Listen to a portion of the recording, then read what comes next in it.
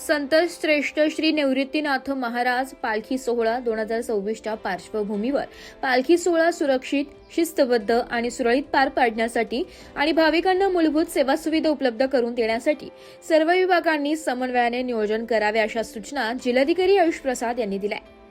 जिल्हाधिकारी कार्यालयातील मध्यवर्ती सभागृहात आयोजित आढावा बैठकीत जिल्हाधिकारी प्रसाद बोलत होते.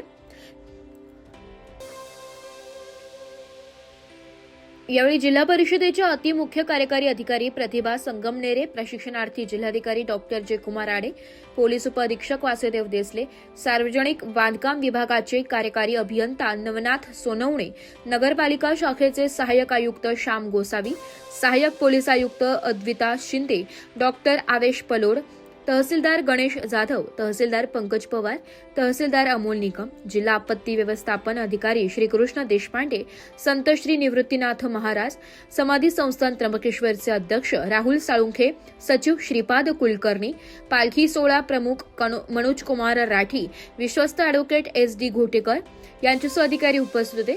जिल्हाधिकारी प्रसाद म्हणाले की त्र्यंबकेश्वर ते पंढरपूर हा पालखी सोहळा 29 जून पासून प्रारंभ होत असून दरवर्षीप्रमाणे यंदाही मोठ्या संख्येने वारकरी सहभागी होणार असल्याने विविध सुविधांचे प्रभावी नियोजन करण्याची गरज आहे. त्र्यंबकेश्वर नाशिक महामार्गावरील सुरू असलेल्या रस्ते विकास कामांच्या पार्श्वभूमीवर वाहतूक व्यवस्थापनाच्या दृष्टीने अपघात टाळण्यासाठी आवश्यकतेनुसार उपाययोजना कराव्यात.